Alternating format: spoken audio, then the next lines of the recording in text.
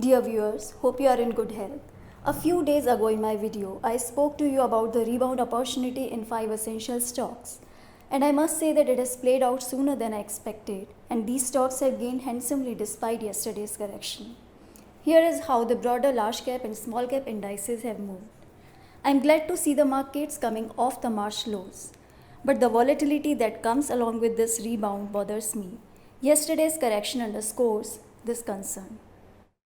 I believe that such intermittent rebound rallies could spring a lot of unsuspecting investors who had been waiting on the sidelines into action. It could make them act rashly.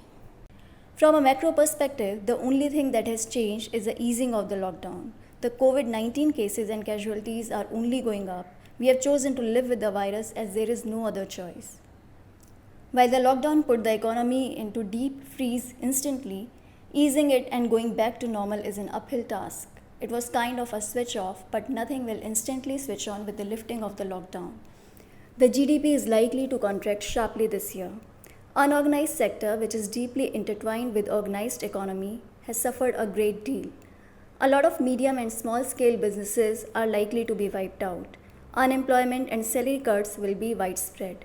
Investment activity, given the lack of the demand, is likely to be muted despite the liquidity measures by RBI and the government.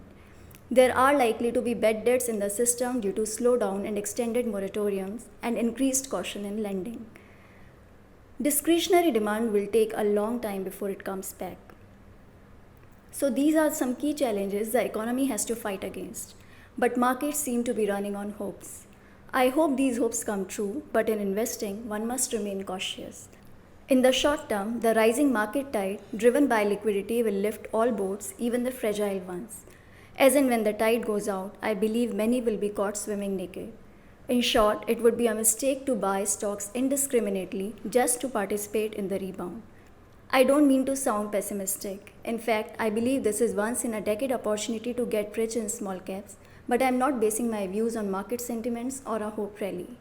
I believe in being prepared for massive gains in the long term, irrespective of what markets do in the short term. For markets can be fickle, as you can see in this chart. As you can see, after a sharp fall in January 2004, there were multiple false rebounds over the next 2 months until April 2004, and then all of these gains were erased in May. Just following the mood of the markets would have led to substantial loss of money. Now, this trend of false rebounds is not just limited to the 2004 correction. Let us see how this trend played in 2008 market crash. As you can see in the chart, the journey to a real rebound that only came after March 2009 is fraught with multiple false rebounds prior to the real one. The correction in 2012 is no different, as you can see from the chart. Now, history doesn't repeat itself, but it does rhyme. I believe we might have false rebounds this time as well, eventually followed by a genuine one. But there'll be something different about this real rebound, a lot more than mean reversion playing out. What will be different this time is that the survivors and gainers will be few. The gains in wealth will be concentrated across fewer stocks, while most will fail to recover. This crisis is much severe and widespread across sectors as compared to the worst crisis seen in the past, even the great financial crisis of the last decade. By the time the dust settles, I expect a huge consolidation across sectors and industries. The winners are likely to be market leaders, companies with cost advantage over their peers, and that can afford a muted demand environment with their strong balance sheets. So, the question to ask before getting excited by the recent rebound rally is, will you be comfortable holding the stock if there is a second wave of pandemic, possibly even another lockdown? That may or may not happen. I certainly hope it doesn't. But when it comes to investing, it is best to account for the worst scenario in a way that allows you to make the most of the best. We cannot predict, but we have to be prepared. I believe that should be the thought process behind selecting stocks. It may or may not yield results in the short term, but in the long term, I believe it's the best approach to follow. There is another category of investors waiting for macro stability and good news on that front before investing. I recommend you visit my last video titled Stocks to Ride the COVID-19 Rebound, for which the links are provided on this page, for my views on the same. Another offshoot of this caution is, given the volatility and uncertainty, should not one prefer large caps over small caps? Like I said before, I believe it's not a matter of one over the other. With a careful stock selection, one must play in both the spaces. An ideal portfolio needs a mix of both for optimum returns. And I believe the optimum allocation to be 10% for small caps and 55 to 60% for large caps. And then there could be variations depending on one's risk appetite, return expectations, and horizon period. That said, there is indeed something interesting about rebound opportunity in small caps versus large caps. A few days ago, I came across a WhatsApp forward on Sensex reaction to virus spread historically. Whenever there has been a correction during the virus outbreaks, the Sensex has made a smart comeback. But this is an incomplete picture, I believe. Here is what you need to keep in mind. In the earlier instances, never before the Sensex had traded at a rich PE valuation of 25 times as it did while entering the crisis in March 20. Do keep in mind that since 2000, the median PE for Sensex has been 19.5 times, suggesting overvaluations at current levels. At present, the Sensex is at a PE of 21.5 times. Given the rich valuations, I'll not be surprised if post-COVID return for Sensex after the outbreak subsides are not encouraging this time. Now this situation is a little different for small caps. I have extended the above table to include small cap returns during and post-virus outbreaks.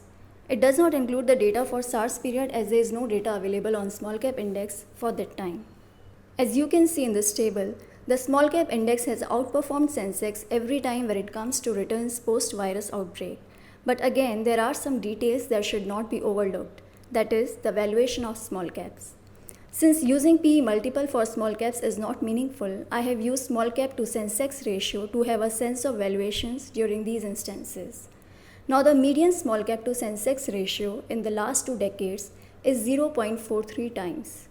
In the previous virus outbreaks, whenever this small cap to Sensex ratio has been lower than the median of 0.43 times, 1 year return has been much sharper for small caps as compared to large caps.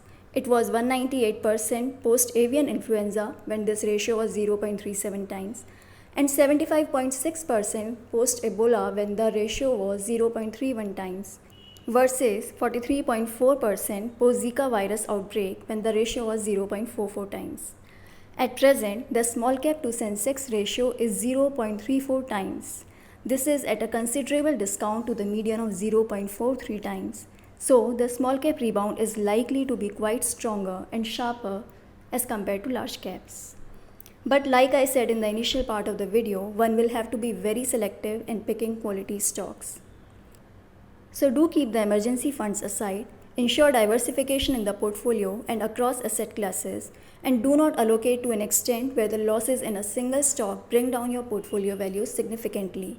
That way, even with a success ratio of 3 out of 5, chances are that you will do well and beat the markets. With this, I have come to the end of this video. I would love to hear your feedback in the comment section below. And if you found this information useful, don't forget to like the video. Also, for regular updates, don't forget to subscribe to Equity Masters YouTube channel. Thank you and stay safe.